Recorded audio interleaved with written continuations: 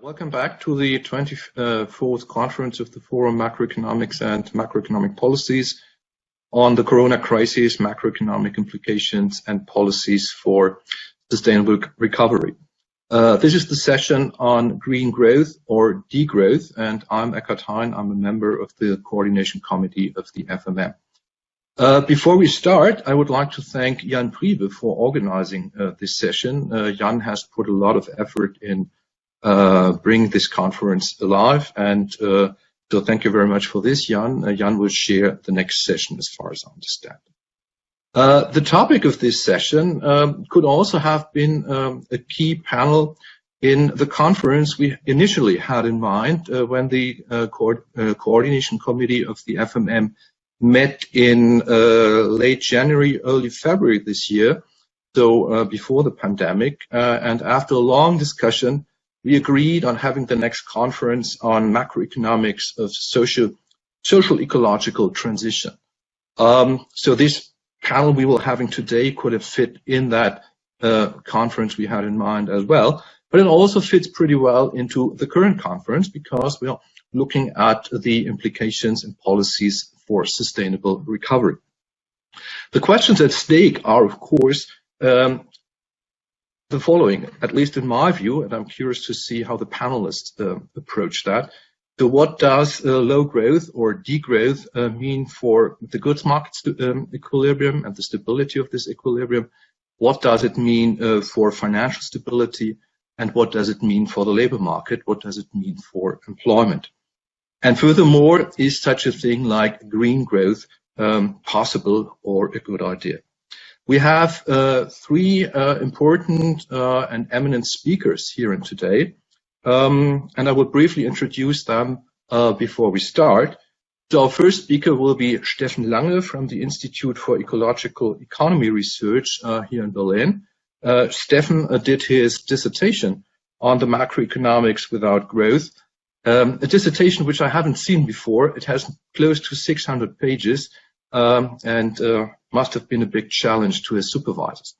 The second speaker will then be Peter Victor, I think, who is well known in this area of research. Peter is retired professor from York University in Canada, and he's well known for his work on modeling and simulating different growth paths, and he will base his presentation on one of his latest papers together with Tim Jackson. The third speaker will be Armon Rezai from Vienna University of Economics and Business, and Armon is also well known for his several papers in the area of ecological macroeconomics. As in the previous panels, we will have 20 minutes for each of the speakers, and after these 20 minutes, we should have roughly 60 minutes for questions and answers. Without further ado, I would therefore like to start, and I would like Steffen Lange to share his screen and to give his 20 minutes presentation. The floor is yours, Steffen. Thank you.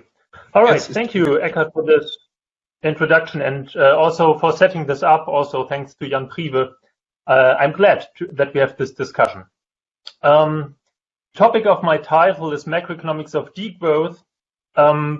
But I will talk more closely on the macroeconomics of zero growth. We discussed whether the title is actually appropriate. It's certainly not green growth, so I think it still fits.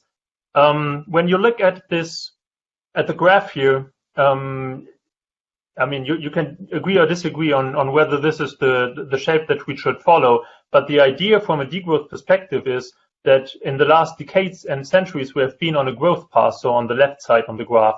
And then we need some type of degrowth in the next couple of years and decades, so a shrinkage of production and consumption in order to achieve environmental goals. So that would be the degrowth part. And I mostly, and then afterwards, the hypothesis is that we have a more or less stable economy. Here it says SSE, which stands for steady state economy.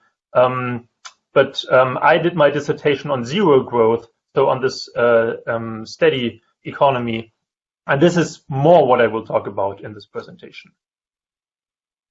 I separated my presentation into two parts. The first part is a bit more general on green growth, A growth, growth, independence, degrowth. As I'm the first speaker, I thought it's also good to give this introduction. And then the second part is on the macroeconomics of zero growth, if you may. So let me very shortly start with the motivation. I think all of us are aware of it, but I think it's very important to keep this in mind, and in particular, the size of the problem that we are facing from an environmental point of view. So this is only greenhouse gas emissions taken from the IPCC report in 2018. And here you see the development of CO2 emissions in the last 50 years. And then you see the reductions that we need in the next decades. And I'm not really concerned at this point whether we should aim for net zero in 2040 or 2055, or there are even people who say earlier, in particular for Germany. But you see this steep decline, and I think it's important to keep this in mind, that it is a really radical change that we need to see how our economic system is related to CO2 emissions. When you then go into this debate on how should we approach it at a macroeconomic level, as the title of the panel says, there are two opposing views, degrowth and green growth. And this here is from a study that I will show you a picture of in a minute, a study that we did at the EUW 2 years ago in combination with the Federal Environmental Agency, the UBA. And in the study, we investigated these two positions, and we analyzed it from a reasoning point of view, from an argumentational point of view, and we pointed out that degrowth and green growth have two very opposing assumptions and hypotheses regarding two things. The one is, and probably many of you know about that, on decoupling. So degrowthers are very skeptical that a sufficient decoupling, like I showed before, a sufficient reduction in CO2 emissions is compatible with continuous economic growth, and green growthers are quite favorable of that. And the other dimension is the question of quality of life. So degrowthers would argue that you don't need further economic growth in countries of the global north, I have to say, to achieve a high quality of life in the future, while green growthers would say the opposite. What we did in this analysis, in this report, was to argue for a third position that we called the precautionary post-growth position, so post-growth, but which is actually, we build on A growth positions. And I want to go a bit deeper, further into this A growth, because I think it's an interesting position. So when you, already a couple of years ago, in particular, Jeroen van den Berg, who you see here, has been working on A growth from a scientific point of view, but also when you are in policy debates, a lot of people actually advocate a type of A growth position. And there's a simple version of such position that is very common, I experience among economists. That is to say, okay, we need a cap and trade system for greenhouse gases that has to include all greenhouse gases, not only specific sectors as it is today in the EU. And then we need to set the targets that we need from an environmental point of view. And if economic growth comes out of it or not, we will see.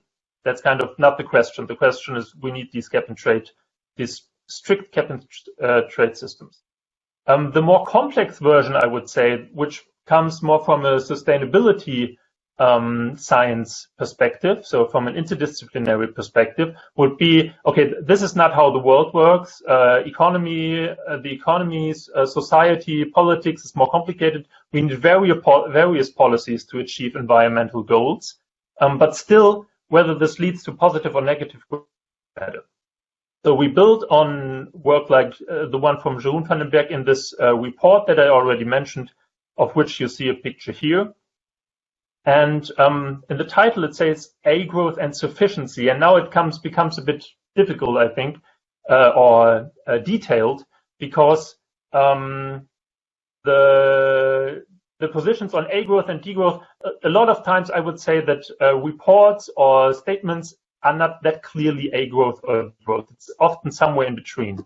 And one of those examples is a report that we published, and also it will be published in a couple of weeks. I've been part of this. It's called the Society. And here we develop a model how the 1.5 degrees goal can be achieved, kind of similar to what the IPCC does, but we include safety measures here. So basically, we include reductions in consumption in the global north here regarding mobility, regarding housing, and regarding food. And well, whether this is still A growth or already degrowth, I don't know, but it just certainly has a sufficiency part in it. The last in this realm of green growth, degrowth, A growth, post growth, the last concept that I want to bring in here that was kind of the new thing of this report that I mentioned is the concept of growth independence. And the analysis goes as follows.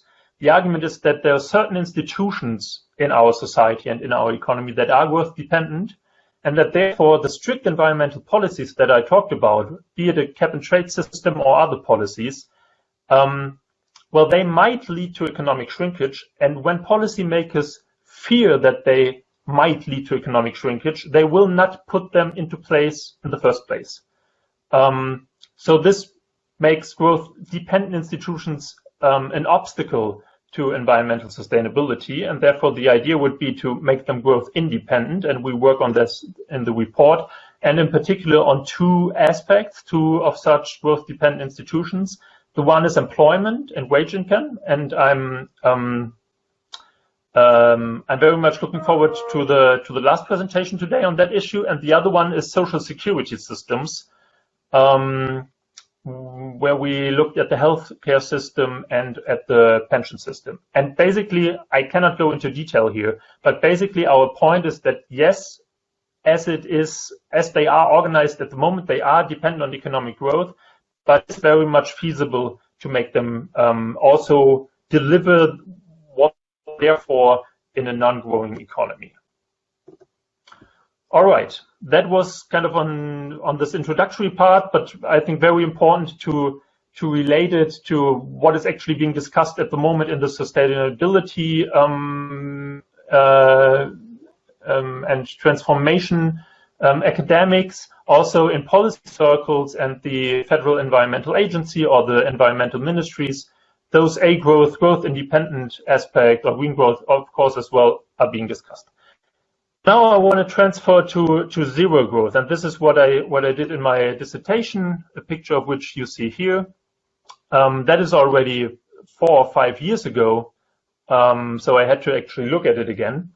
And what I did in this presentation, in this dissertation, is I looked at 29 theories, or mostly models, from 3 types of school of economic thought. So from neoclassical, Keynesian, and Marxian theories. And I looked at each of those models and asked the question, under what conditions does this model, which is supposed to represent the economy, produce zero growth? And then I synthesized it and tried to figure out, okay, what do you get out of it when you take all of the different models into account? And of course, I cannot cover 29 theories here or models. So I just want to give you a very broad overview. And I start with pointing out what, from my perspective, are the overarching perspectives of those 3 schools of economic thought. So there's a slide missing. I'm just going to say that. So I wanted to start with the neoclassical theories. And the neoclassical theories, they start always from this perspective, maybe you know the Solo model, etc.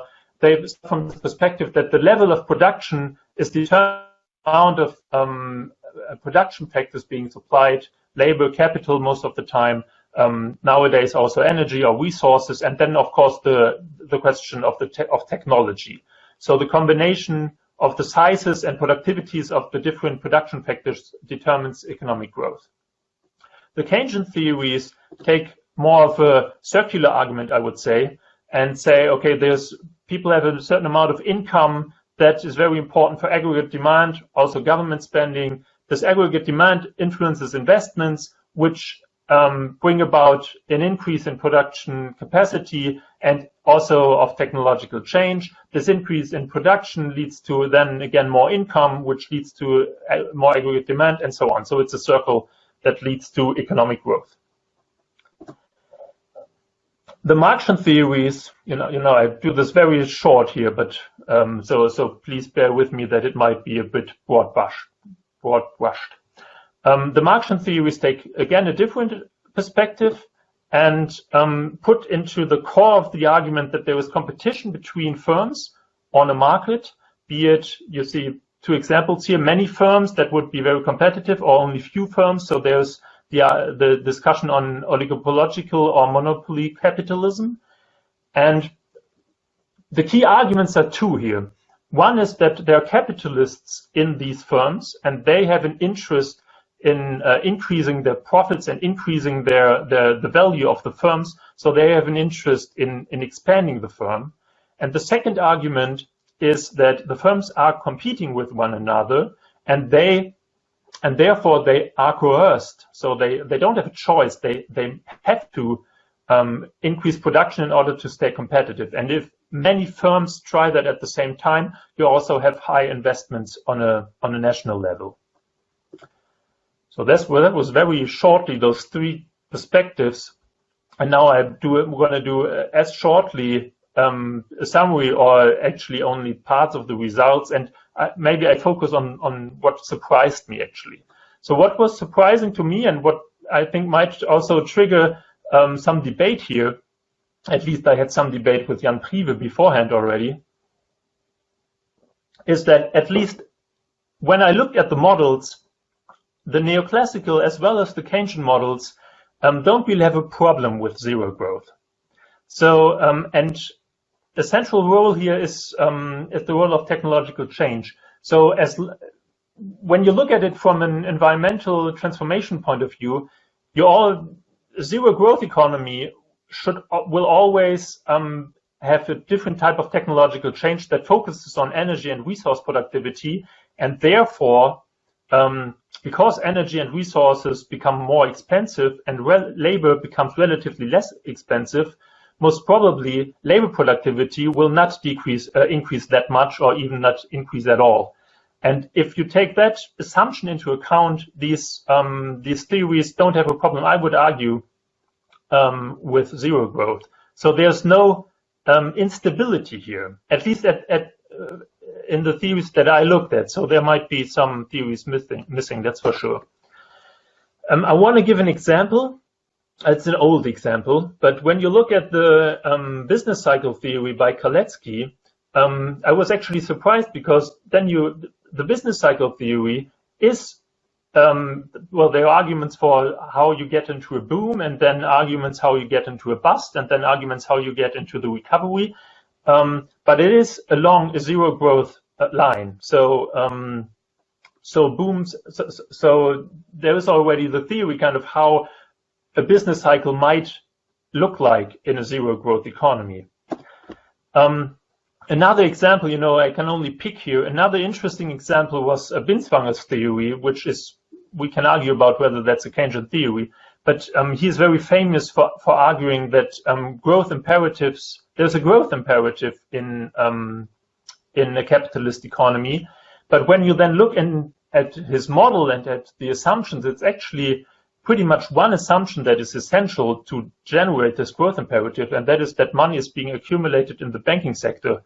And if you take that assumption out, there is no growth imperative anymore, I would argue, which might be controversial. I'm looking forward to the debate. Okay, so I said neoclassical theories and Keynesian theories, from my point of view, do not say that it is that there are big problems with zero growth. The Marxian theories are very different. And there are also actually people arguing that from a Marxian perspective, zero growth is not possible within capitalism. And there are two reasons for that. And I kind of already mentioned them. So one is that capitalists have an interest to accumulate, so they will try to do that. And the other one is that firms have to invest and grow in order to stay competitive. And if they don't do it, they disappear from the market and others win. So concepts for a zero growth economy would have to take those two things into account, and I would argue that those are very essential. So, I mean, it's still possible to achieve at a zero growth economy, but whether that is then still capitalistic can be put into question. So as I said, in the end, I developed the synthesis, which is not easy, and I did it using the concept of plural interested pluralism. If you are interested in pluralism, you can use that, interested pluralism. And I derived, I'm going to show you two types of syntheses. The first one is with at a formula basis, and I here have supply and demand side. So at the supply side, one can argue that basically whenever you have an increase in the productivity of a production factor, you would have to have a equivalent decrease in the supply of this production factor. I mean, in a sense, it's very obvious. So when you have an increase in the productivity of labor, you would have to have a decrease in the labor supply. And if you have an increase in the productivity of energy or resources, you would have to have a decrease in the supply of those resources. I mean, which is at the core of the environmental argument that we should decrease the supply of fossil fuels and resources. And here I assume that there's a constant capital productivity to make it easier. Otherwise, you have all kinds of different scenarios. At the demand side, the basic argument is that aggregate demand has to stay constant over time in order to achieve zero growth. It's also quite obvious when you think about it, I think. Then again, assuming a constant capital productivity and a constant capital depreciation, you see that investments are positive, in order to replace what is being depreciated, but it doesn't change over time. Of course, then in reality, you could have stronger depreciation, let's say in the beginning, because you have to get rid of all the capital that is associated with fossil fuels, and then have maybe less depreciation in the long term. But yeah, this is very, very simple or very generalized theories. And when you say that the change in investment is zero, so investments stay constant over time, you also see that that the sum of the change in consumption and government spending has to be zero. So you can say, well, either consumption and private consumption and government spending stay constant over time, both each, or you can say, well, maybe sometimes the private consumption increases and again the government spending would have to decrease and vice versa. And you have the saving to investments equation, which basically means that there are positive savings as investments are still positive, but they would be probably lower than today. Okay, the second, I said there were two perspectives on the synthesis. So the second perspective is more a qualitative one, and you see this here. Again, it is divided. At the top, you see the supply part, and at the bottom, you see the demand part. Again, the argument would be both have to be constant to, in the middle, achieve zero growth. And when you look at the top, you see that you need a redirected technological change and less supply of natural resources and labor. I said that already. At the bottom, you see that you need constant consumption and constant government spending. I said that. And then there's additionally the sectoral change part, which basically says it also comes from Keynesian environmentally motivated theories that people have to shift towards greener products and governments as well. What I maybe want to focus and emphasize is the left part, which says diseconomies of scale and collective firm ownerships. And those are responses to the Marxian theories. So the diseconomies of scale would mean, well, at the moment, firms, there's the saying, grow or die. So at the moment, this is true, but this doesn't have to be true. So when there are diseconomies of scale as opposed to economies of scale, for example, when you make transport more expensive, that might be one way. There is no incentive to grow in order to be competitive. So that might be an interesting part to think about when you look at this growth imperative due to competition. And the collective firm ownership responds to the second reason for capital accumulation in the Marxian theories, which would then say, well, if capitalists are so interested in expanding their profits and their value, collective firm ownership would be a response to that. All right. I cannot go into all details here. I hope that was a good summary. I now want to come back to what I talked about before, A growth, green growth, degrowth, and connect that to a strange thing that I did in my dissertation, because I asked the question, how can a zero growth economy work without really focusing that much on the environment? And I think one of my insights when doing this research was, well, it's really important to ask the question, what causes less or zero growth? You know, there can be all kinds of causes. At the moment, you have the corona crisis that causes it. Of course, that's not what degrowthers are talking about or A-growthers are talking about. Therefore, the main cause that environmentally motivated economists have in mind is an environmental point. So the cause would be strict environmental limits. And these strict environmental limits, meaning way less burning of fossil fuels in particular, from an exergy economics point of view, so this is a part of economics that takes place in ecological economics, they argue that this certainly means that the economy cannot grow anymore in the future. And interestingly, and that probably relates nicely to the last presentation by Armon, is that, well, when you then have this redirected technological change, so you make energy and resources very expensive, you have a redirected technological change that focuses on increasing productivities of energy and resources and not labor, you actually have this effect that that you don't have that much unemployment, or even no unemployment, depends on the substitutability. So you don't have that much unemployment despite a non-growing economy. It is argued in this line of thought, and I think it makes sense. The other cause of zero growth might be less consumption or less government spending, and I would say, you know, from this more holistic sustainability point of view, it makes sense to also argue for that. It makes sense to also argue for not only getting the prices right, but also consuming differently and less. And then the necessity to redistribute work or to provide income beyond wage labor, you know, when people don't have an employment but still should be able to live a good life, there are other possibilities to provide income. This becomes even more relevant.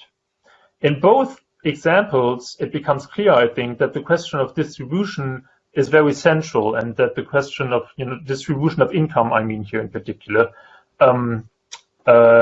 is a very crucial point to be debated there in this idea how in the transformation towards an environmentally sustainable society and economy. Last, I'm almost finished. Some questions I want to point out that I did not answer in my research, that are maybe a bit answered somewhere else, but I think still open research questions. So the first one is, what will capitalism in the economic sense do?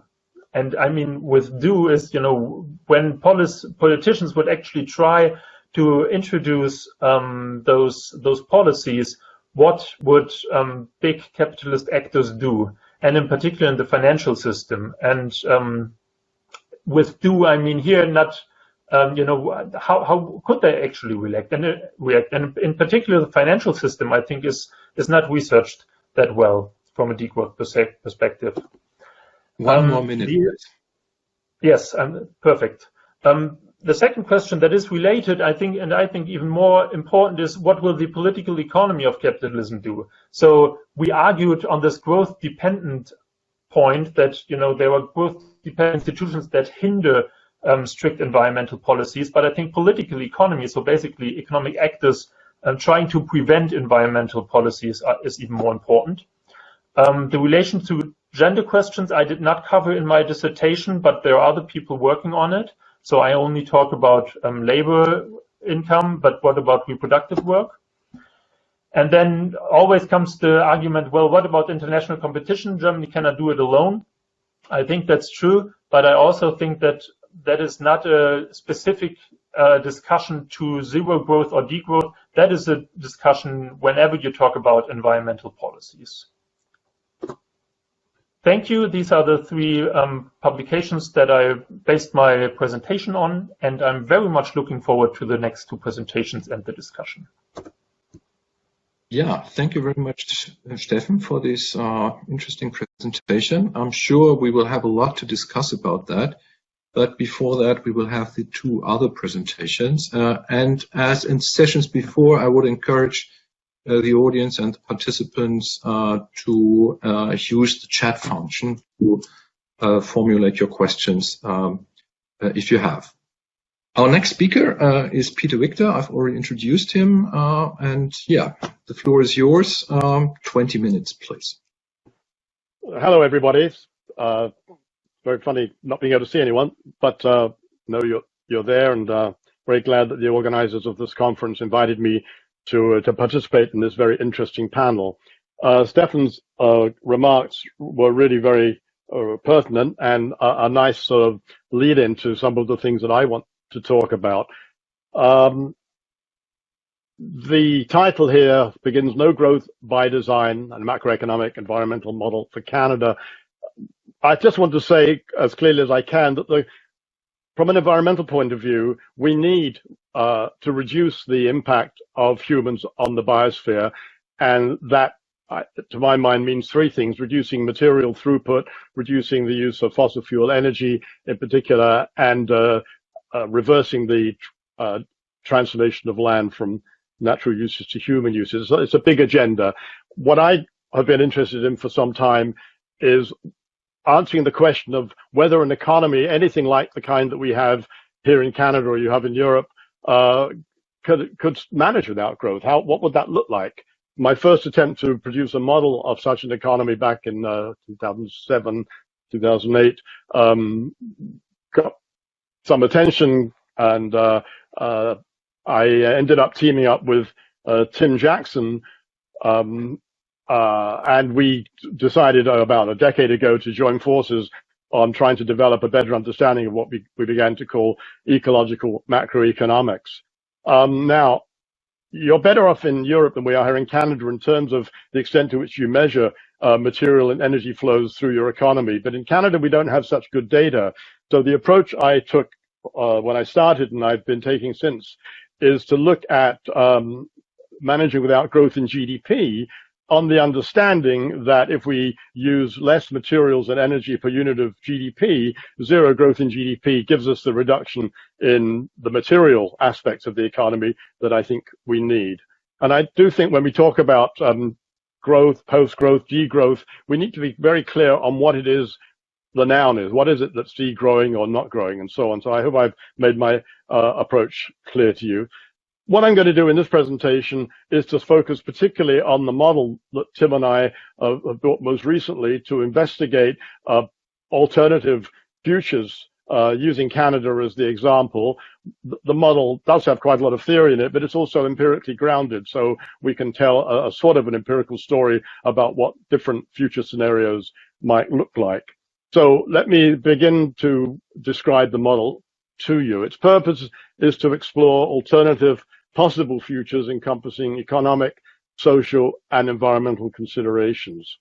It has a number of submodels, one focused on the real economy, where using the normal economic jargon, the factors of production are combined to produce output for consumption, investment, government, and so on. That's all dealt with in that submodel. We broke out the electricity sector in particular because we felt that to really get to grips with the transformation of the economy away from fossil fuels, one way is to electrify the economy, and we wanted to have a closer look at that. So this is quite a complex submodel with a range of electricity generating technologies and ability of the system to forecast and plan ahead and so on. So that's all there. We have a financial submodel. Our work has very much been influenced by Godley and Lavoie with their emphasis on stock flow consistency. And so we've ensured that this new version of this model, LowGrow, is stock flow consistent. I'll come back to that later.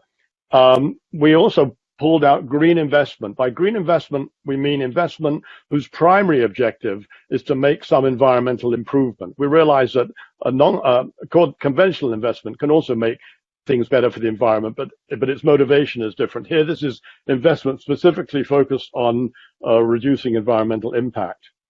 Then we have a range of performance metrics to see how this overall system is working, and I'll introduce those later when I get to put them in use. And we use the model to investigate a number of, well, any wide variety of policy options, mixtures of the items that you see listed there. So when I come to the simulation results, or some of them later on in the presentation, I will be drawing up on different combinations of those items. Well, that's the sort of the basic structure of the model. I now want to try and go into more detail for you to show you something of the inner workings of the model. I'll build up the diagrams bit by bit to make it easier for you to understand. So we have a very simple approach to production. We say GDP is a multiplication of the product per labor productivity and employed labor. But we do a lot of the analysis in terms of hours worked, because it's quite well known now that if you reduce the average number of hours each employee works, you can maintain full employment even if GDP is not growing. Well, by the way, we divide labor productivity into the two sectors, the business and non-business, because the information there is very different. What determines labor productivity? Well, main determinant is the amount of capital labor has available to it. And so you see the arrow coming down from capital to labor productivity, but other factors too affect labor productivity. And we use some statistical analysis from Statistics Canada to help us understand these. Also, labor productivity is a determinant of labor income along with employed labor. Just to point out that items which are in rectangles are exogenous in our model. You can change the values, but they're all changed exogenously. Well, what determines capital? Well, clearly investment. And investment also is a major component of gross domestic product. And now I've added in the other main components, or components of GDP, consumption, government expenditure, and net trade. So that's all very standard stuff. Now we add in green capital. Some of that investment that might have gone to regular capital, conventional capital, can get diverted to green capital, which is capital, the services provided by green capital reduce environmental impact. But we make some distinctions, or we make some bring out some aspects of green capital which are important from a macroeconomic perspective. Is the investment in green capital additional to the investment that would have taken place, or is it non-additional? And secondly, is it productive in the sense that it also adds to the productive capacity of the economy, expands GDP, or is it unproductive in the sense that it gives you environmental benefits, but nothing that shows up in the increased capacity of the economy to produce consumption, investment, and government goods and services? The next one I've added in is just, and I'll say more about this in a minute, we disaggregate the model for financial purposes, particularly into 6 sectors. So we have balance sheets for each sector, we have transaction flows for each sector, and we have the banks. So we have a fairly good, I think, representation of the financial system built in this model, which is very important for understanding issues of who's going to pay for this. So what does it mean for the bank balance sheets? What does it mean for loans and so on? That's all there. And then in terms of performance metrics, we have something we call the environmental burden index, which again I'll explain later on, but it goes down. You want burdens to go down, the more green capital there is, but it goes up the more there is GDP. And then we have our grand index called the Sustainable Prosperity Index, which includes the environmental component, the EBI, but it also includes GDP in its own right. It includes various measures of finance, and it includes average work hours. So now let me move to the stock flow consistent part of the model. It's more than the part of the model. This really transcends the whole model, but for presentation purposes, it helps to sort of separate things out. So there you see a very conventional representation of households and firms firms paying out wages and profits to households who buy whatever the firms produce. Now we have government raising taxes, selling bonds, spending to the firms. We have the rest of the world, which buys Canadian government bonds or sells them, depending upon what's happening with net exports. Then we also allow the household sector to invest in housing and to buy equities in the firms.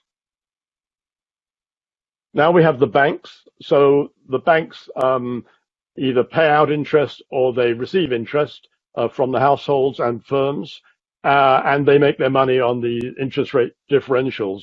They also lend to government. It's a rather limited representation of what all the things that commercial banks do, but it captures a good part of their behavior. We maintain capital accounts for the banks, so people have equity ownership in the banks, I'll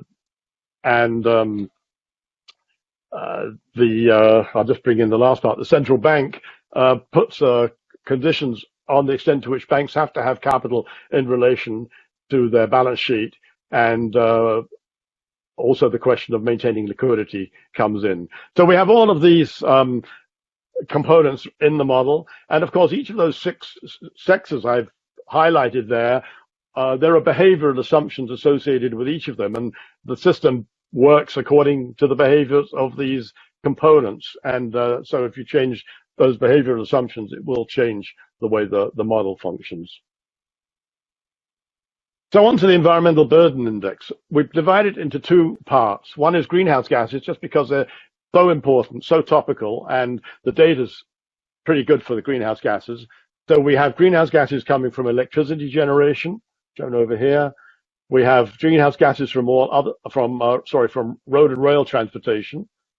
That becomes more electric, then less fossil fuels are used, and so greenhouse gas emissions in total will decline. And we have greenhouse gas emissions from all other sources, and they all go into this calculation of total greenhouse gas emissions.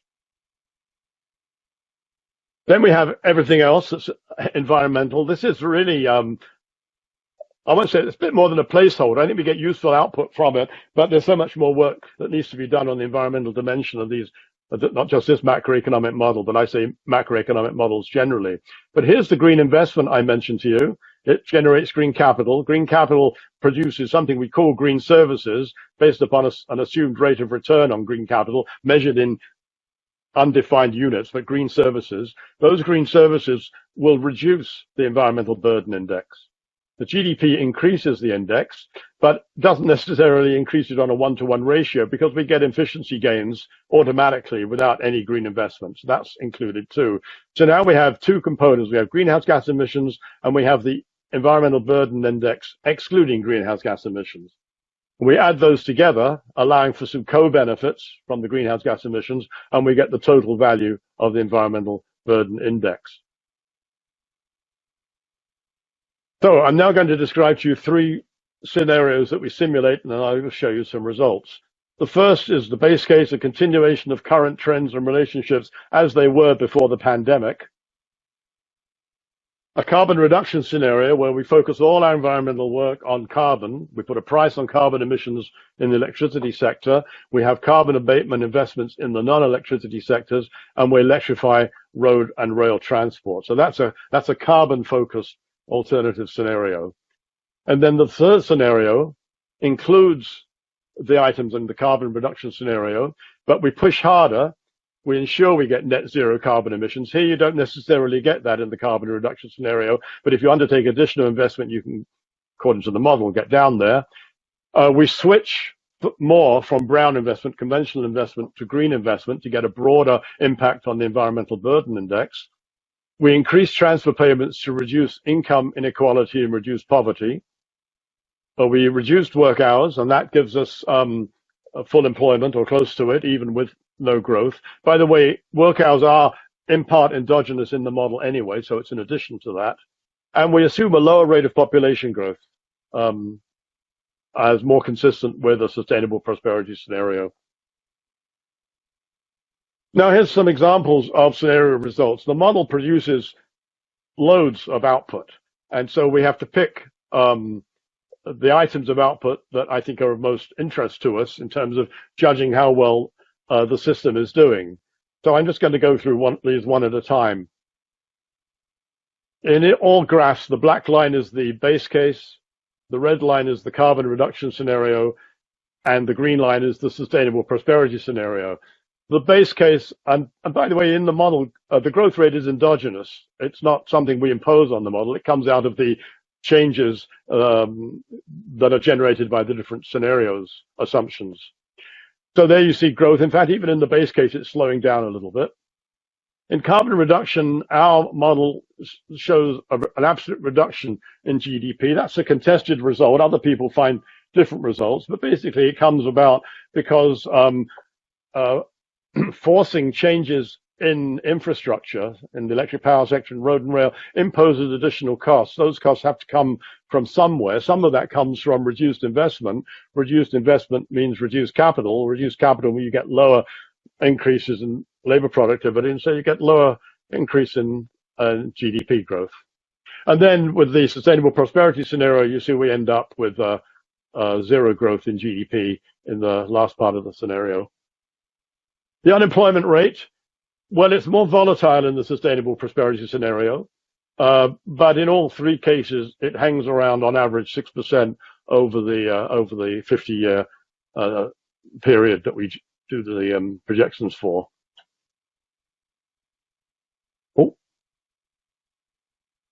Put this the wrong key. Here's carbon emissions. Well, you see in the base case, it's horrific, just continues increasing. That is a disaster scenario if Canada's typical of other countries.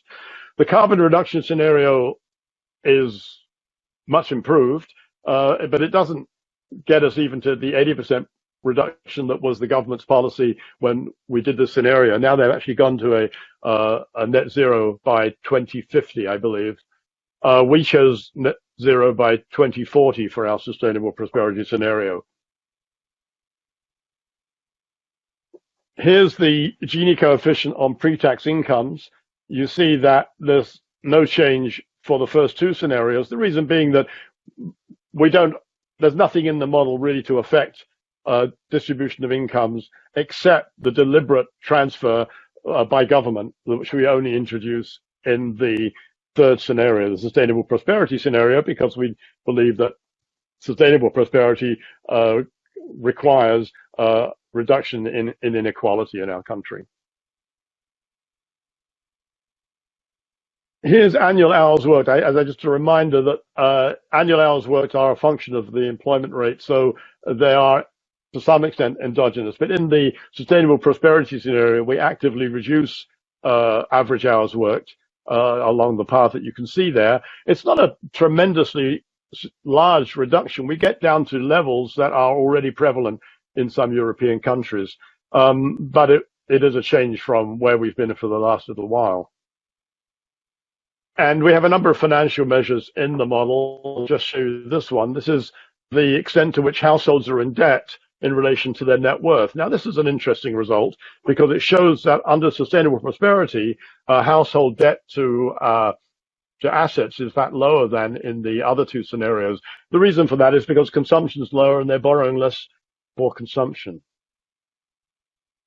Something on finance. One of the aspects of a stock flow consistent model is that all transactions by one sector have to be received by another. All financial assets of one sector have to be held by other sectors. So you get these nice balances. This is the net lending. This is going to show you what happens if you divide the economy into the two main sectors, the private sector, including international, and the public sector. What one sector lends, the other must borrow, and vice versa. So total sector net lending should be zero. And it's a nice check on the integrity of the model. So this is the base case. And what it shows is that private sector net lending is positive, and the government is borrowing it. And the total net lending is zero. They just have to be equal. It's an accounting rules. So you can rely on it. In the greenhouse gas reduction scenario, the carbon reduction scenario, I forget what I called it, it's much the same. Wiggles about a bit with some heavy investment going on here, but this is a very similar story. The sustainable prosperity scenario turns out to look rather different. It comes down to, on aggregate, zero net lending in the private sector and zero net lending and borrowing in the public sector, and the two balance out.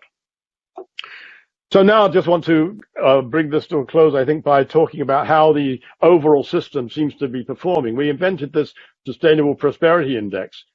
GDP per capita adds to sustainable prosperity. We've allowed for that. But all of these others, if they go up, the index comes down. Unemployment rate goes up, Sustainable Prosperity Index comes down. Same with inequality of income, government debt to GDP ratio, household loans to value ratio, average hours worked, and the EBI. They all have a negative effect on the Sustainable Prosperity Index.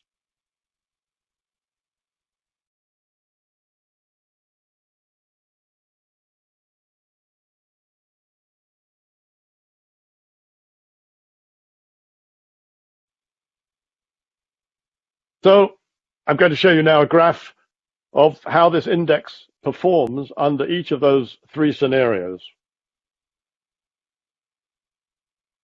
And you see that they part company in 2020 because that's when all of our various interventions were assumed to begin.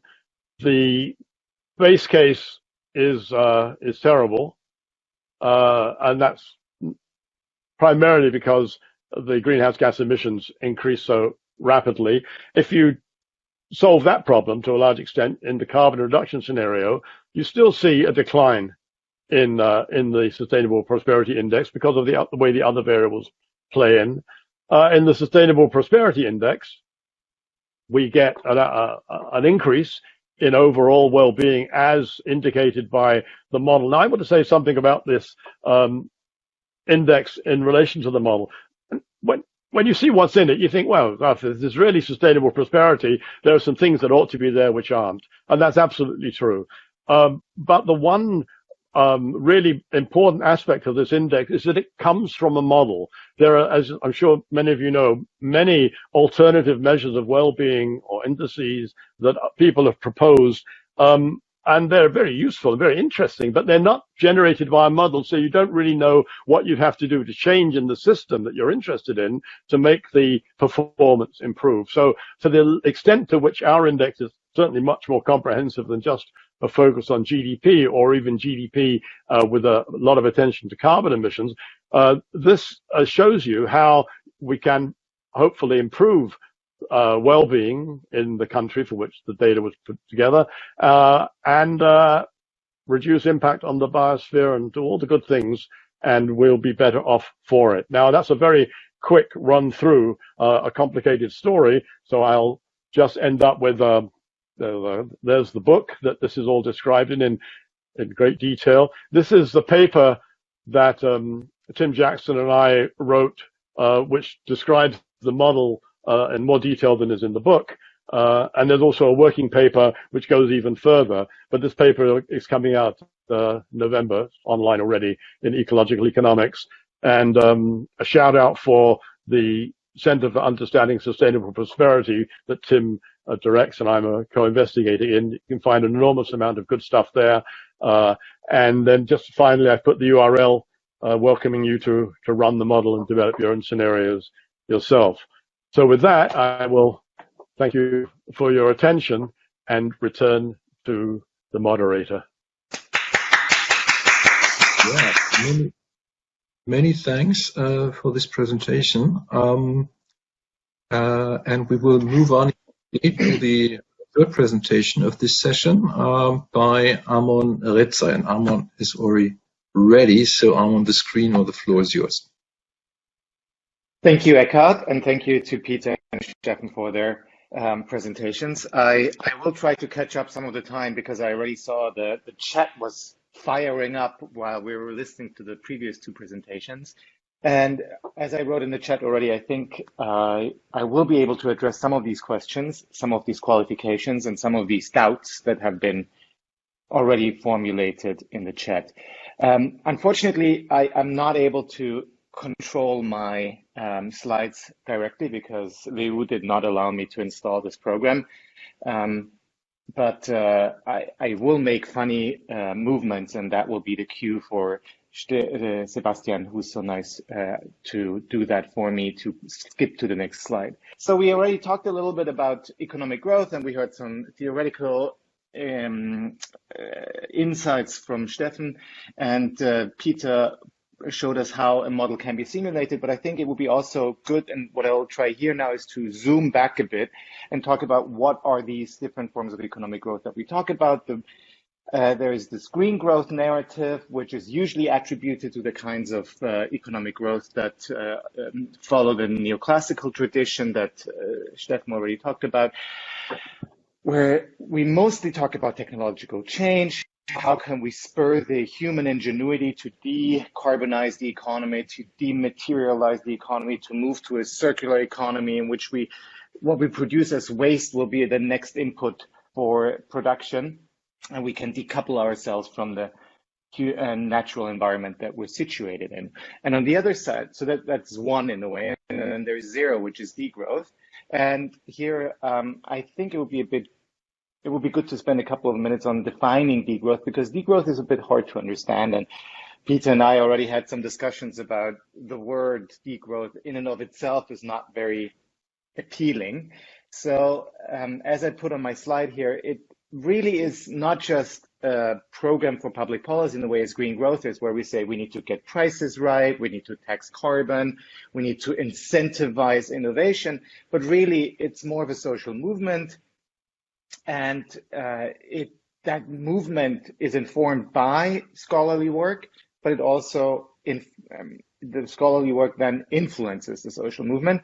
And according to De Maria et al., we can see 4 potential strategies for degrowth. There's a positional activism, there are bottom-up alternatives, there is research, which I will be focusing on today, and then there is the reformist action within existing institutions. But of course, economic growth there can be 50 shades or even more of economic growth between those 0-1 dichotomies, between saying everything can stay as it is and we just need to get the incentives right, and the fundamental restructuring of radical change, which will lead to a completely new world, which is a utopia that we want to achieve. You could also call it a detopia because it's a degrowth utopia. And I will try to situate things in between those 2 different poles, if you wish. Next slide, please. So basically the question we need to address is, if economic growth can not continue due to environmental sustainability, and those are the reasons that Peter already mentioned, how can we achieve social sustainability? And here, that's where the chat was already very critical of some of the arguments that have been made in this session. Current relations, social relations of productions, are barely able to produce enough economic growth to keep employment stable, let alone to move to something that we would consider full employment. And here we are saying, well, we need to move away from economic growth, we need to change everything, and there are simple ways in which we can do that. So in a way, and that's why I called my talk Navigating Scylla and Charybdis on the one hand, and that's a cute little painting from the legend of Scylla and Charybdis. I couldn't find a less Anglo-Saxon or British approach to it. So if anybody has a depiction of Scylla and Charybdis, which is maybe a bit more diverse and gives women a more active role than just sitting next to the men, I'd be very happy to include it in my next talk. But the basic fact that I want to show with this figure is, on the one hand, we have social disaster, but we can avoid the ecological disaster. On the other hand, we have the ecological disaster, but if we avoid that, we might crash at the cliffs of the social unemployment disaster. Next slide, please. So what we should think about when we want to think about degrowth, and I think that goes also again to some of the points that we have already listened to in the chat, is that economic growth is not a policy variable. Really, it really is alchemy to a lot of policymakers, because if anything, they would like to achieve more economic growth right now, and they don't know how to do it, let alone they don't know how to achieve degrowth, my usual quip at this point would be to say the International Monetary Fund is, I guess, very well equipped to achieve degrowth. They have proven historical records on how to crash an economy, but that's, of course, not what degrowth is about. So to think about economic growth and think about how we can shift economic growth, maybe hamper economic growth, or move to this A-growth framework that Steffen was talking about, I just delineated a couple of most important sources of economic growth that I like to think about when thinking about these questions of social and environmental sustainability. So first of all, of course, is the division of labor, which goes back to Smith. Then we have the profit motif, which goes to Eckhard and all the subsequent people, and eminent scholars, giants. And then there's innovation and competition. And it's exactly the point that was taken up by the chat, is that, but you can't just say we want to shift the way that technological progress is occurring. This is an eminent, it's emerging property, as people in agent-based models like to call it. It's an emerging property of the decentralized capitalist system in which firms try to innovate to outcompete their competitors. And by doing that, they like to save labor.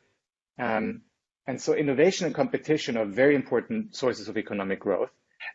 Just for the fun of it, I included the neoclassicals, which usually is the unholy trinity of preferences, technology, and endowments. And of course, very important, and which I'm going to focus on in the rest of my talk, is aggregate demand and income distribution, which, of course, the previous people also like to think about, but I would attribute to Keynes, Kalecki, and all the subsequent post-Keynesians. And each of these channels are important when we want to think about environmental and social outcomes. And so that's why I would argue that any model or any arguments about degrowth, about A-growth, need to think about these features of a capitalist economy. If they don't think about this, then of course there's an easy way out to say, well, we get rid of capitalism.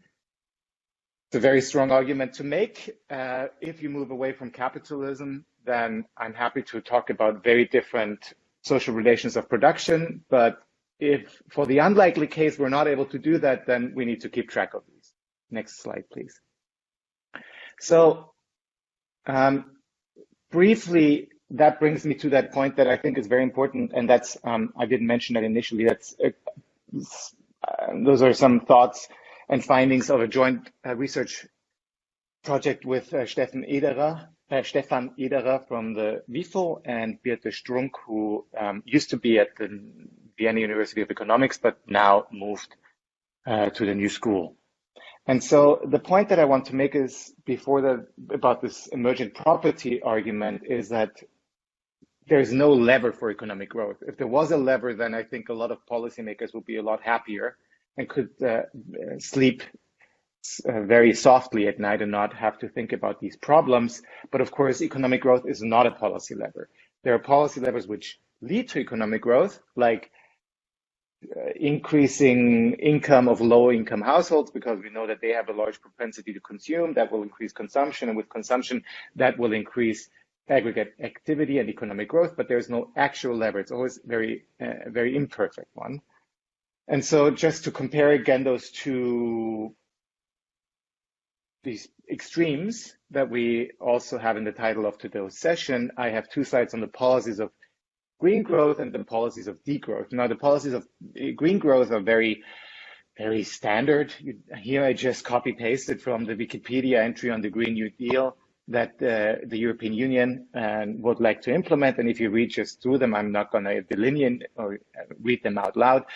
It's changing about incentives, increasing efficiency, very standard things that we hear very often, but very much within the current paradigm of economic growth. It's about keeping up growth and making it less environmentally hurtful, harmful, or decreasing the impact of economic activity on the environment. Next slide, please. Now, the policies in a degrowth scenario would be very different.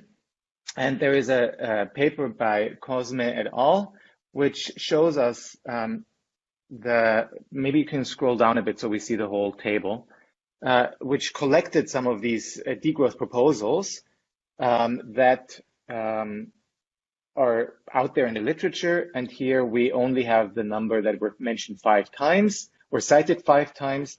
And you see that there are different goals. There's a goal regarding the environment, there's a goal regarding social justice, and there's a goal regarding transformation of the economy. And we classified them according to type of activities: regulate, tax, invest, or try to fund private activities in that kind of investment, and unclear if it doesn't fit any of the previous 3 categories.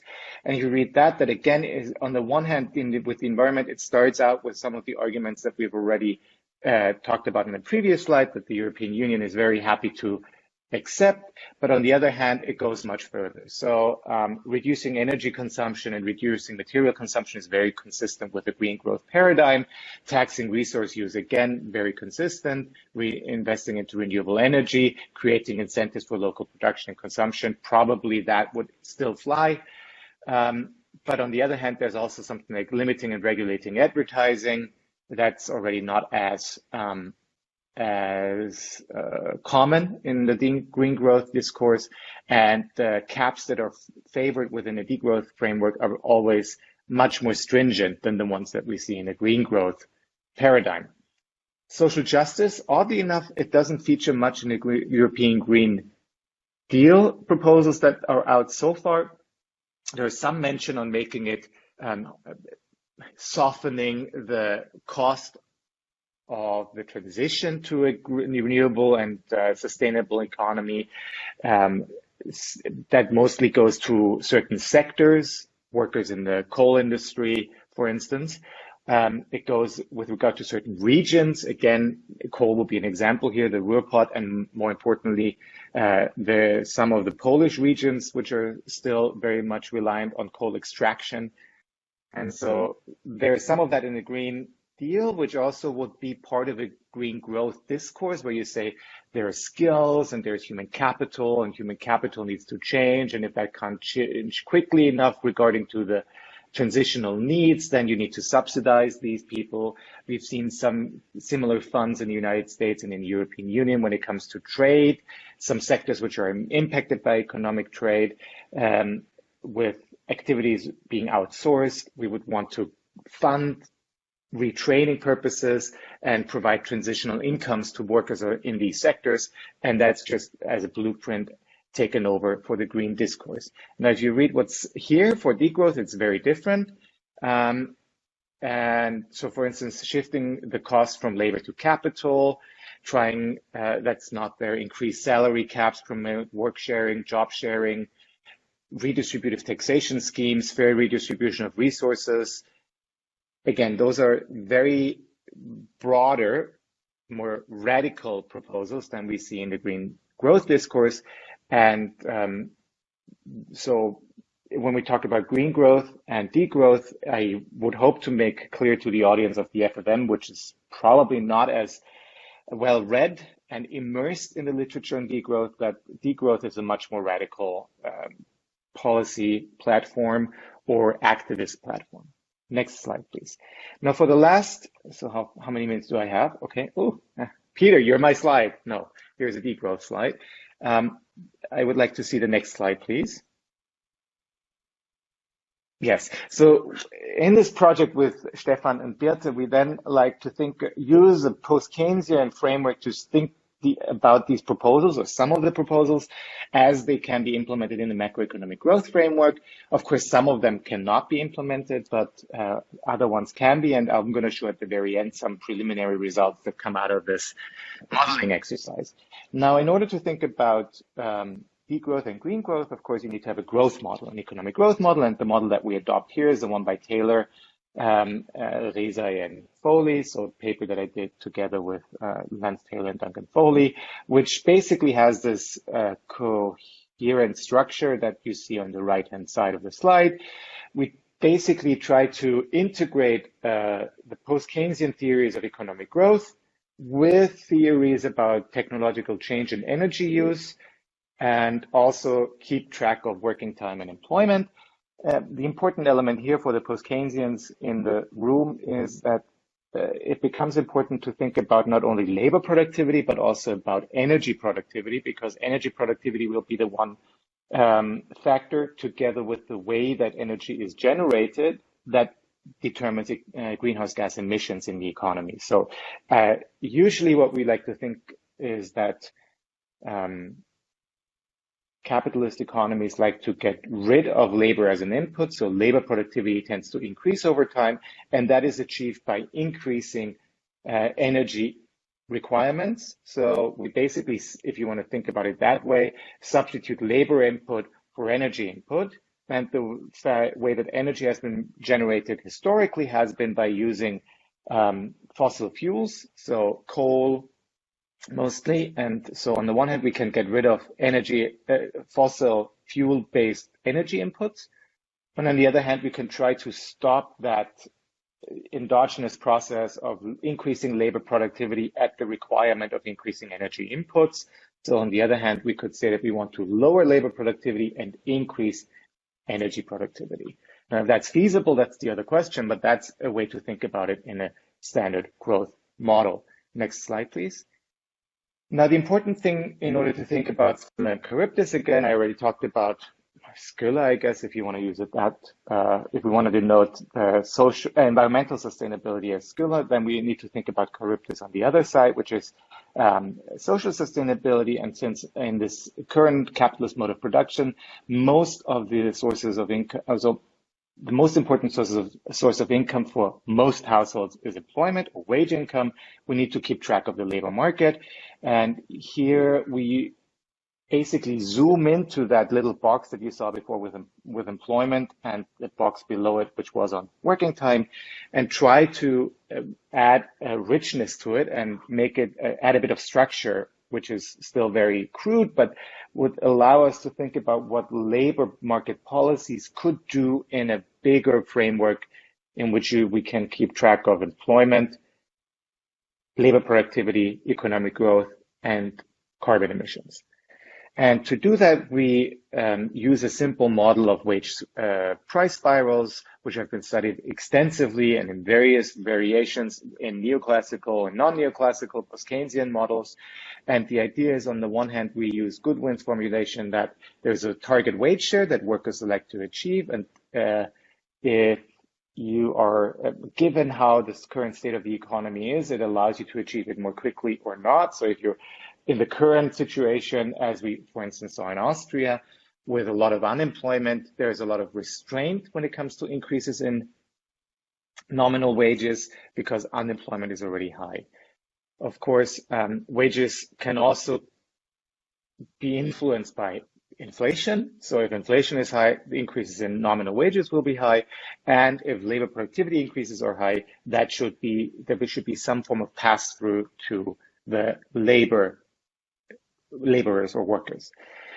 Firms, we model very generally and just say they're passive. They have the target wage share, or you can also formulate it in terms of profit rate, but they just adjust passively. And then it's very simple due to the identity that we get a dynamic for the profit share. So we use basically the very standard way of looking at an economic growth model, or a model of economic growth and distribution, and disaggregate the distribution component to keep track of individual dynamics of wages, prices, and productivity. Next slide, please. Now, we can bring this all together into a very elaborate model, if you wish. I basically just put that there for the people who like to see these sorts of things. It's very standard.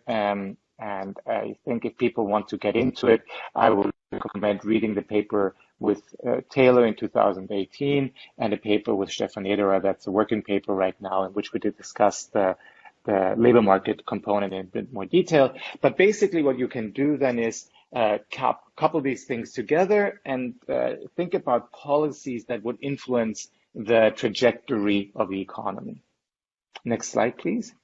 And that's ongoing process, that's work in progress, but we already have some of the policy effects and some of the way that we like to think about in which we can introduce policy in our model. So one way would be general taxes. That's very simple and straightforward, like consumption taxes. That's one of the policies that have been. So basically, what I didn't say initially is, with this slide is we want to take some of the proposals from the degrowth agenda and see how they would pan out in a macroeconomic model. One of the taxes that have been favored would be consumption taxes, straightforward effect to reduce economic demand if it's borne by the consumers. However, if there's a balanced budget, so if the government uses these taxes to fund other activities, it will be neutral. The reduction in demand, of course, would then also shift the long-run trajectory of the economy, because aggregate the dynamics of labor productivity would shift downward because there's less. The economy is not running under full steam, so there's less incentives to innovate, and labor productivity would fall in the longer run, which in our model would use to lower energy use as well. Then we could think about production taxes, which would be CO2 taxes or energy taxes. These would be borne by the producers, so they would lower net profits and investment. Again, we would have lower output due to that. If it's a balanced budget exercise, then similar to usual income taxes, that would increase output because it would increase consumption. However, the total effect on demand is ambiguous, and we're still looking into that. Income taxes I won't discuss due to time constraints, but I think those are pretty straightforward. Another proposal that's put forward in the degrowth community is basic incomes. So I think that's interesting, especially for our model where we have the labor market that in a way would produce an outside option. It would create a floor under it. And if we to think about the labor market effects of basic income, I will talk about this further down, or I can talk about it now, but it's listed further down.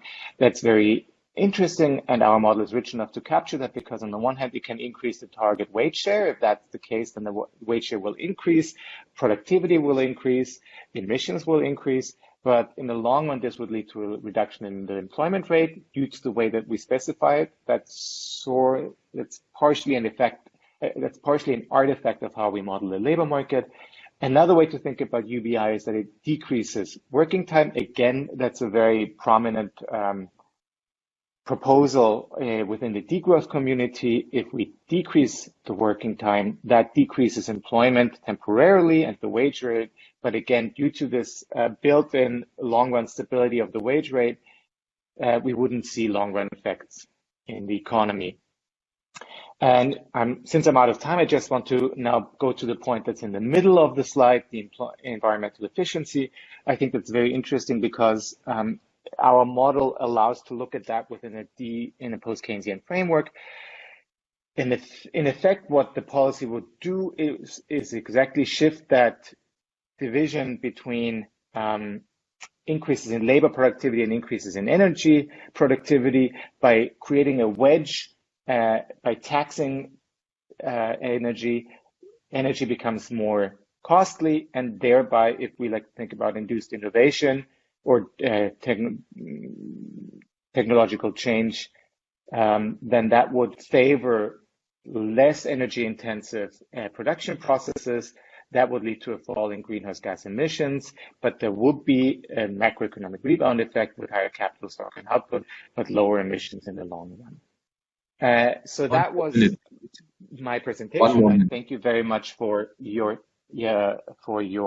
interest in this topic. I tried to combine some of my own work with a more general discussion of green growth and degrowth, and I'm sure there are a lot of interesting aspects that we can now take up in the discussion. Thank you.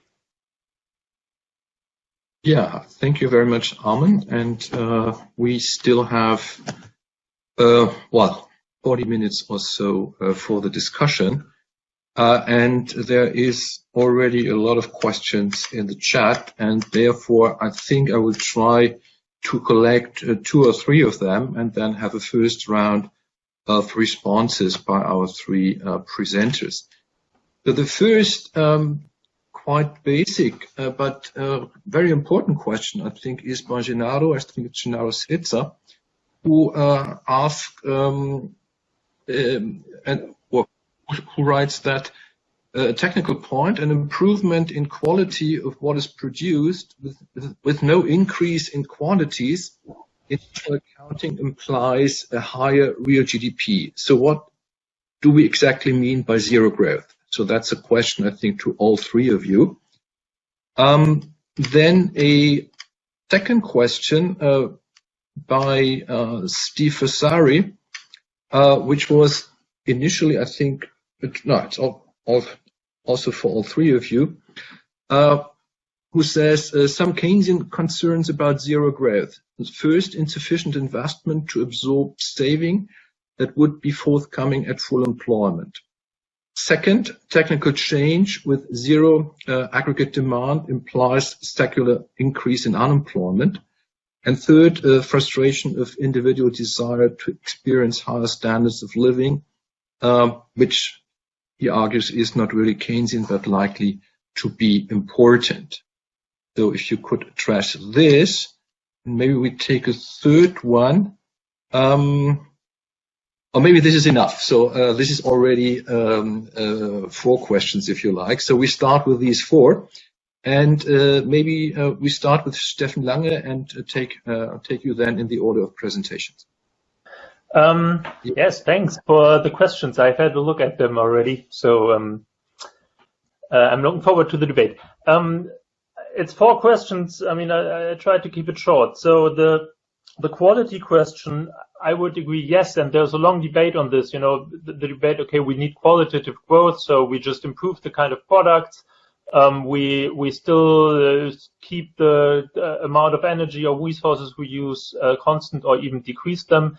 Yes, I agree, that's true. And if you look at how GDP is being measured, then that's the case. Increases in quality are an increase in GDP. But still, the argument from a growth critical perspective, and I would agree with that even if you take into account growth cannot be combined with a reduction in energy and resources and so on that we need, because the reduction is so strong. You know, we don't only have the increase in quality, we also have the increase in efficiency. So even the same product can be produced more efficiently, but the argument is it's not fast enough to have the decrease that we need.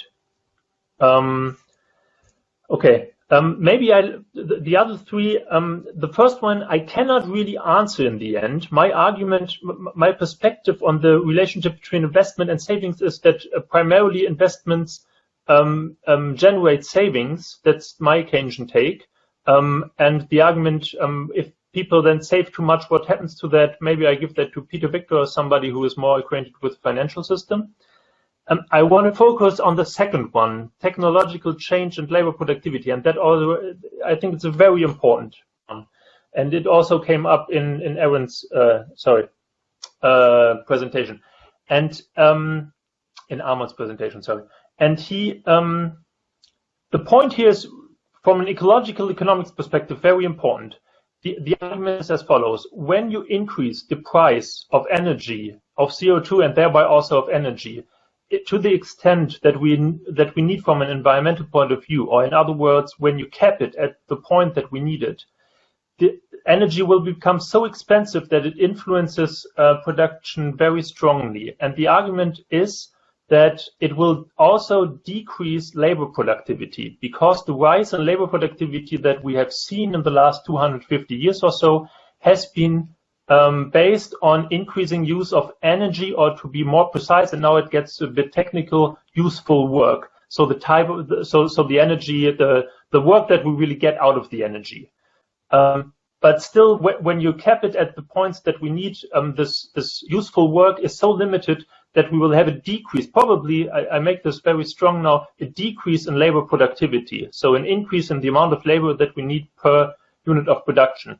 So it might be that in some cases you still have an increase, but overall in the economy you have a decrease in labor productivity, and therefore also not the point of unemployment despite zero or negative growth. I think it's, and let's discuss about it. At least that's the argument. Okay, higher standard of living. I keep that short due to time. I think it's a very much debated aspect. What I want to bring into this debate is that at least in Germany, as far as I know, the bottom 50% have not realized any increase in income over the last 20 years or so. So, it's not the case at the moment even that everybody is benefiting and everybody is getting more. And the argument from a degrowth perspective would be other things are at least as important. So having more time, having good working conditions, having a good environment. But I want to leave some aspects to Peter, who is now on currently. Thank you, Steffen. So yes, I'll run quickly through them. I think the first question was, what do we mean by zero growth? As I mentioned in my opening remarks, we mustn't lose sight of the material dimension of the economy, the material and land use dimensions, I should say. And that the problems we've got, to my mind, from an environmental point of view, very much related to growth in the use of materials and energy and growth in the conversion of land from one use to another. So that's where our focus needs to be. And then from that, we get to ask questions about, well, what does that mean for the economy? Now, one could ask, well, it could mean that GDP could continue to grow. That's the green growth, almost a growth position, or it could mean the degrowth position. To my mind, the pursuit of growth in GDP is a big problem that we have. I liked Armon's point about growth itself not being a policy lever, but it's a policy driver, and it tends to trump, sorry to use that word, but it tends to trump other environmentally intended actions.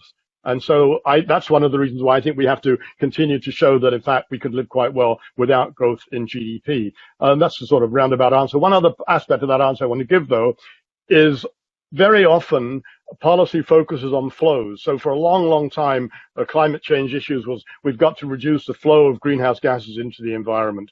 Only fairly recently have we started to talk about carbon budgets, that there's only a certain total quantity that can be accumulated in the environment to prevent us from exceeding certain temperature increases. It's a stock problem, in other words, not a flow problem. That's why net zero becomes so important. But the problem with just specifying a target date for net zero is that the cumulative emissions between now and when you get to net zero are very different depending upon the path you take in reducing flows. So these are complicated but very important issues that have to be brought into the policy dimension. The questions about Keynesian concerns. Well, in my scenario, there's not a shortage of investment. There's a transformation of investment from investment whose main purpose, in a sense, is to expand the productive capacity of the economy to investment that's main purpose is to reduce environmental burden. So I don't really see a difficulty there of there being insufficient investment in a non-growing economy to absorb savings at full employment. It's more a question of what form does that investment take.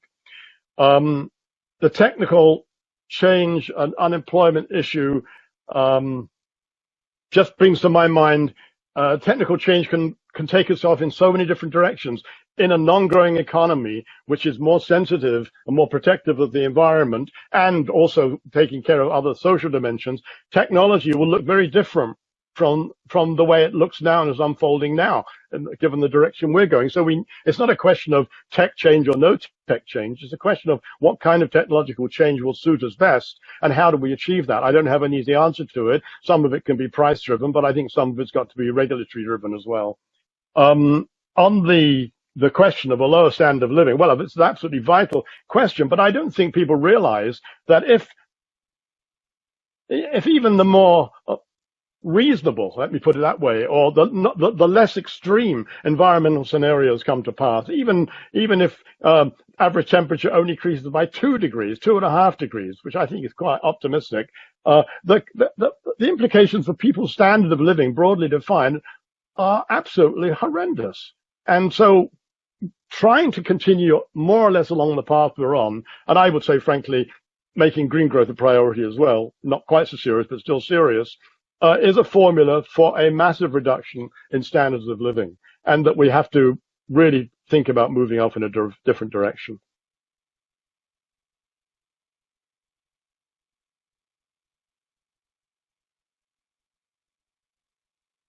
Should I go? Yes, I'll go.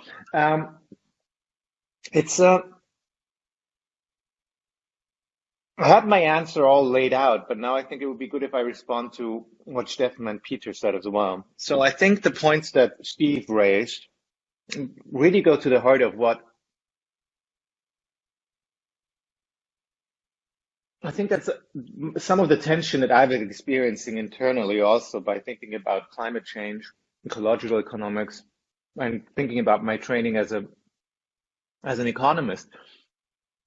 And it goes back to that point that I tried to make in my presentation that do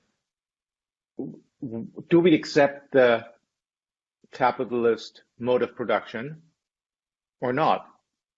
If we don't accept it, then there are a lot of things that are possible. If we do accept it, then we need to think about how decentralized decisions about investment, about innovation, about consumption can be geared to be made more sustainable.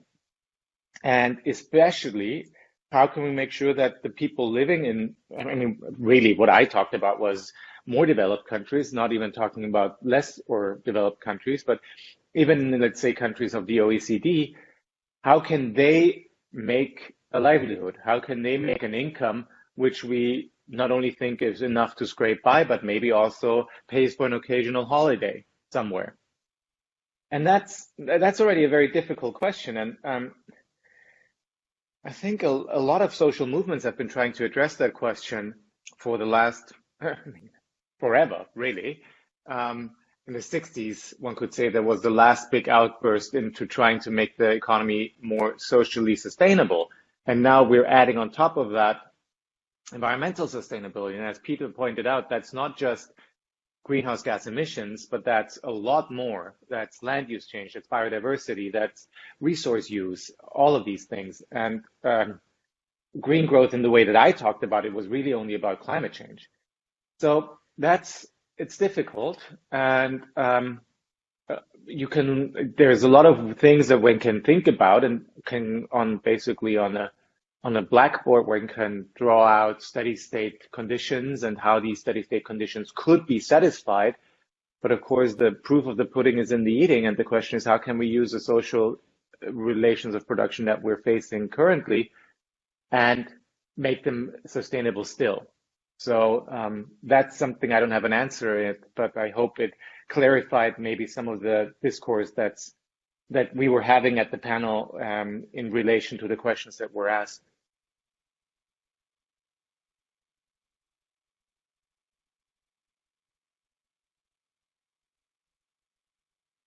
Eckhard, we can't hear you. I think you have to unmute yourself. We can't hear you again. You are again silent. Still. Oops, my audio is on. Now it's better. Yes. Yeah, okay. So this system seems to have huge time lags. So I would like to continue with some more specific questions to our three presenters. So there is a question by Anja Janiszewski to Steffen.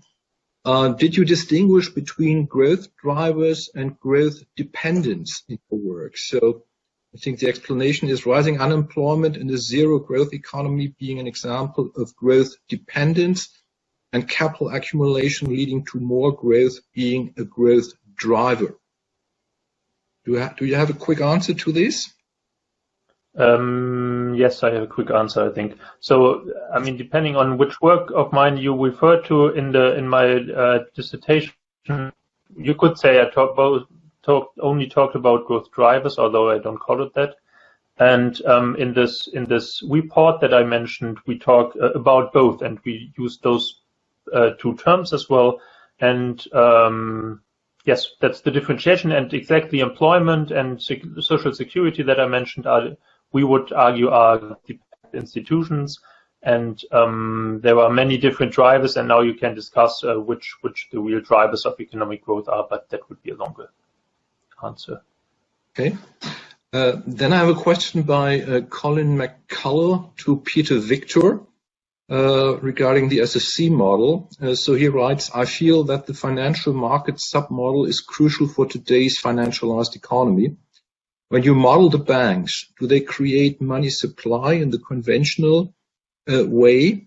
Doesn't that increase search for high rates of return and therefore either non-zero growth or ever increasing inequality? As per Piketty, R exceeds 0, G equal to 0, or smaller than 0, such that R exceeds G, so the rate of return exceeds the rate of growth, and ultimately a system collapse? Or is there money destruction in balance through failed investment, for example? Alternatively, can this issue be addressed by wealth taxes and redistribution? So that's a question to Peter. Yes, well, really, I think it's many questions. I'll do my best. Yeah. In the model, we use a post-Keynesian approach. So the money supply is endogenous, mostly created by the loans made by the commercial banks. And the way it works in the model, and I think it works in real life this way too, pretty much, is that the banks will create the money. When it makes a loan, it creates the money. It doesn't lend somebody else's savings explicitly. It makes a computer entry, and there's the money. And if you've taken out a loan, you can then go to the ATM and get cash for it if you wish, but you don't have to. You can use the credit with somebody else. There are limits on which they can do that, both because of a capital adequacy requirement and also because of a liquidity requirement. So sometimes in some countries that's mandatory, sometimes it's voluntary. But that's how money appears in the model. The banks create it subject, if you like, to the discipline of the central bank. In an economy that's not growing, one way of understanding that is that when some money is being created, when the loan's created, but other loans are being paid back. And so if that's in some kind of balance, then there's no actual increase in the amount of money in the economy. It's just being used by different people in different ways. That was, I think, part of your question, and that's how our model functions. I'm just thinking, I'm looking at the chat now here. The question then, and I think Steffen actually touched on this in his remarks. There's this really important question. I think there's an answer to it, that the mere lending money at a positive rate of interest is in itself a growth driver, and that the real economy somehow has to expand to cover that interest. This was an idea that was circulating for a while. Tim Jackson and I wrote a paper on it where, again, we built a little model focusing on that, and frankly, we didn't know what the answer was going to be when we started the work, but in the end concluded that that's not the problem. The problem is, as Steffen said, it's what the banks do with their profits. If they return the profits back to the household sector, then you can have a banking system where profit is made on the difference between interest paid out to lenders, interest paid out to borrowers, or charged to borrowers, and it doesn't require growth in the real economy for it to continue on indefinitely. So now there are other growth imperatives in our economic system. There's no question about that. But that particular one doesn't seem to be very strong. If I just may add one final comment, because Armon touched on this question of capitalism or not capitalism, I think I'd make a couple of points. One is, well, there are many varieties of capitalism. I think that, as we very well know, so there's some very important choices to be made with it under that umbrella. Secondly, I should say I didn't have time to present this in my presentation, but we investigated as best we could whether these different scenarios that the model produces are fundamentally incompatible with capitalism. And the way we did that was to say, well, what's in the model that might give us an answer to that? And there were two things.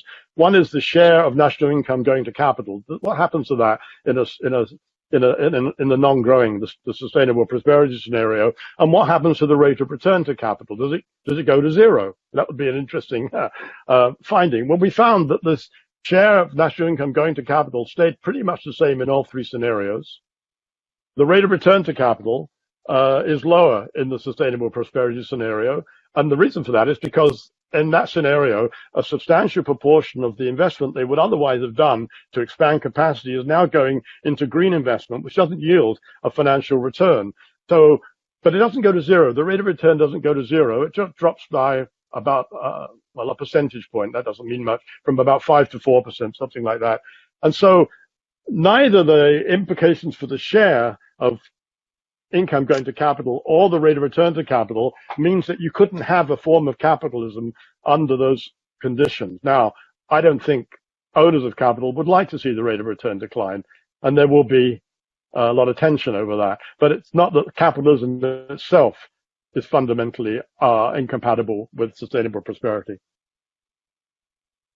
Okay, thank you. I have at least three important questions, I think, to all. Can I also chime in, Eckhard, before you? This was a question to Johan, please. We have time. Yeah, please. Thank you. I just wanted to pick up because Steve also commented on political economy, and Peter just picked that up in his reply. I guess a lot of things are possible under capitalism, and as many of the people in this conference are fully aware, is that there is a golden age of capitalism, which was very stable, which produced very high growth rates. And then we had a transition to a phase in which we had very little economic growth and had a lot of crises.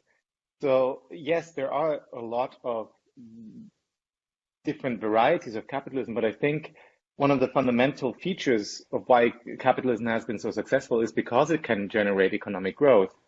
And so I don't think that a zero growth economy can be compatible with a capitalist system unless we really change the political economy involved in this. And to go back to the point that Steve then raised, and I feel like Steve is more on the green growth side in his comments when he says that we need to have green investments. There was a recent seminar by INET in which Özlem Omer and Lance Turlow presented their latest book, and the comment there was that in order to reverse the shifts in income distribution towards capital and towards the top end of the distribution that occurred in the United States over the last 30, 40 years, one way to get rid of that income distribution shift is to run the economy at higher levels of utilization, to change the political economy of central banks, to allow for a bit more so-called overheating, which really is just lower unemployment rates, because that would allow laborers to bid for higher wages, to shift some of the income and back to the lower end of the distribution and make the economy more equitable. But of course, that relies on higher economic growth, and that's some of the dynamics that I tried to outline in some of my slides today. So I really don't think that I really think that degrowth and green growth are very opposite sides of an economic system, and the reality will lie somewhere in between. But I don't think that degrowth can be a capitalist system. And I actually think, and maybe there's some proponents, self-declared proponents of the degrowth community within the audience, I don't think they want it to be a capitalist system. Okay, we might come back to that in the last round. Let me come back to the questions in the chat. Again, I think that's a question for all of you. By Thomas Goda. How feasible is zero growth in low and middle income countries? If some countries need to grow and others would need to degrow, to have zero growth at the global level, how could that be managed institutionally? Any ideas on that by our three experts? Well, I'll open with a comment, I suppose, if I may. Okay. Yeah, Peter, please. Not that I have a very good answer to the question, but I think that the onus and the priority has to be for the rich countries to scale back. I used to think that there would be, if you like, enough ecological space left over for the poorer countries, which can really benefit from further economic growth, that would be freed up by the rich countries backing off. I get more and more pessimistic about that every day because the bad news keeps piling up. However, I still think the priority has to be for the rich countries to significantly reduce the extent to which we extract materials from the biosphere and dispose of waste, and our actions lead to land conversion, not just in our own country, of course, because these effects happen all over the world, and that will give the poorer countries the best possible chance of finding a plausible future for themselves. That's probably the most that I can say on this at the moment. I could add up on that. So first, a preliminary remark, kind of, as it's discussed in the degrowth circles, and I agree with that. The first problem, you can hear me, right? Peter, can you hear me? Okay. The first problem, I think, is, or the first point is, we as people in the global north, should we discuss whether countries of the global south are allowed to grow? And the answer from a post-colonial perspective is certainly not. So we have to be very careful in trying to find solutions for other countries. The other argument, but then, I mean, that's difficult because then you cannot say anything anymore. So just maybe to give an example, we in this report that I mentioned that will come out in a couple of weeks by the Heinrich Böll Foundation,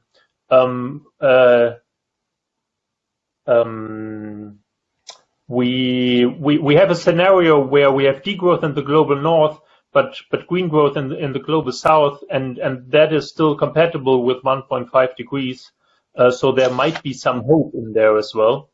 And then on the institutions, you know, there's always this debate, okay, we need economic growth in the global north in order to have the global south being growing as well. And I haven't gotten really deep into it, but I have the impression that I think that relates to what Peter said, that there are counter arguments as well. So the environmental space, you know, that we use, the land that we use globally, we being the people in the global north, that would be freed up. So I'm not sure whether it might even be good for green growth in the global south if we do degrowth in the global north.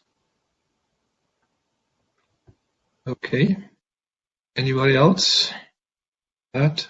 Well, I think the basic argument, as the previous two speakers said, was that the global north needs to free up space for the global south. But I just want to mention because Steffen said that in some scenarios 1.5 will be possible. We have another paper in which we look at the special report by the IPCC on the economics of 1.5 degrees Celsius, and if we think that economic growth will continue, then that really means that not only do we need to decarbonize the electricity system and the economy really quickly, like within the next 30 or 40 years, but that alone is already not enough. So that's the bad news that Peter has been talking about. We also need to lower overall energy demand in the intermediate phase, because while it's still carbon emitting, because the carbon budget is so small by now. And that, of course, piles up in terms of requirements on the system. On the one hand, we want to decarbonize. On the other hand, we want to lower energy use globally. And if that's feasible, I'm not sure. Okay, thank you. Well, we can now come back to the title of our session here. A question by Oliver Richters. The central question of green growth versus degrowth, namely how easily natural capital, including energy, material, etc., can be substituted by human-made capital or new ideas. So arguments on the energy growth nexus, Kümmel, Ayers, War, seem to be quite pessimistic. What are your thoughts about that? So answering, in a sense, the question being raised in this session, or at least in the headline of this session. Yeah, Steffen Lange, and then we go in the order of presentations. Okay. I maybe just a minute before, after Oliver posted it, I think I said something on it. So my take is that I'm quite pessimistic, and it goes back to this concept of useful work. So that we need a certain amount of useful work in order to produce a good, or let's say to produce a unit of GDP. And if we now, I mean, then the question would be, can we So then the answer is we need energy or exergy to produce stuff, and I'm pessimistic on just ideas substituting for that, based on the empirical evidence that is there. And then the question would be, so just a sec. Can we produce this exergy in a renewable manner? And when you look at that, there are now concepts by the chemical industry, by the automobile industry, in Germany at least, how much energy they would need in order to do it all renewably. When you look at, I haven't seen any aggregation of those numbers, but maybe somebody has done it, even in this room, so let me know. I'm getting very pessimistic that that's possible. Maybe I can say one more comment on that. I think it's interesting to turn it around. This decoupling debate sometimes goes nowhere. I think it's interesting to turn it around and say, okay, there are concepts of what we need to do from a technical point of view. The Umweltbundesamt is working on it. There was recently a study by the Wuppertal Institute only on the energy system, but there are lots, the IPCC is doing it. What do we need to do from a technical point of view? And then have a look at what that means for GDP. I haven't seen any of that work, and I guess it would mean a reduction in GDP, but that would be actually an interesting research, I think. Okay, thank you. Peter Victor? Thanks for the question, Oliver. I think Herman Daly really had some good insights that are relevant here. The first being that what you've called natural capital and human-made capital are essentially complements, not substitutes, for a couple of reasons. The first is, well, he uses the example of you can have all the fishing vessels you want on the high seas. If there are no fish, you don't catch any fish. So you can't substitute in an easy way natural capital for built capital. The other thing is that, of course, manufactured capital is made from natural capital. So there's a difficulty there, and I investigated that in one of my earlier papers. The other thing is, I think you mentioned ideas and knowledge. Another thing that Herman says is that people who think that knowledge and materials are substitutes, if you're hungry, don't ask them for a meal because all you'll get is a recipe. In other words, the recipe is how we can make better use of the materials and energy available to us. But you need the materials and energy. The one is not a substitute for the other. It's a complement. So, with these kinds of considerations, I think, well, I don't know Kummel, but I know Ayers and Wall work pretty well. I think they're right on that. We have to see nature and humans as cooperating in this, not as in the idea that one can substitute what we make for what nature provides is I think not a very promising avenue to go down.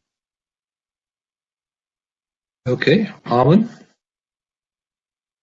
Well, to make it a lively debate, I want to disagree with the other two comments. I'm a bit more on the techno-optimist side here, and just to make my case, I guess most people are not aware of this, but the cost of solar panels, or the cost of generating electricity from solar panels, dropped by 90% over the last 10 years. And also the cost of storage in electricity batteries has dropped by 90% over the last 10 years. Electric vehicles are going to be a reality very soon. I recently saw numbers for Norway. I think every fourth car that is now being registered there, every new car is fully electric, and I think another 25% or more is hybrid electrics, meaning plug-in with a combustion engine. But that's 50%. So, and if that's possible, I think we will see a lot of that rolling out, especially because technological progress is intensifying. And so, will we be able to be good stewards for the earth? I think we can be, in principle, and I think that with that I want to come back to the points that I made before. Of course, if there is a political will and the political economy of sustainability aligns in such a way that we implement legislation to move to a circular economy, to reduce waste, to recycle, to move away from energy-intensive processes in order to create jobs which are less reliant on energy. If we distribute work evenly, then yes, it will be possible, but that would have to be rolled out on a massive scale that we haven't even seen in the social domain, but we would have to see it in the social and the environmental domain, and we would have to see it roll out globally. And so that makes me a bit cautious whether or not we'll be able to achieve that. And there was a final question in the chat about the Corona crisis. I don't think there is much that I can say towards the Corona crisis, except for the fact that it did show us how much is possible if we have to. So if we're forced to do something, then we are, as a society, as a global society even, very much able to respond to global threats. The pity is that many of the problems that Peter has been talking about, and I would say biodiversity loss and land use, so loss of habitats is the most important one, they're not high on the policy agenda, and that's why we don't see enough action on it. Okay, thank you very much. We have covered most of the questions in the chat. Unfortunately, we could not cover all of them, but I'm sure the debate will go on. So thanks to our three speakers for their stimulating inputs and stimulating presentations, and thanks for the audience for your questions and comments. This was this session. We will now have a break for half an hour, and then at 7 p.m. Central European Time, we will have the next session on the future of global capitalism. Hope to see all of you there. Bye for now. And thanks again to the three speakers. Thank you.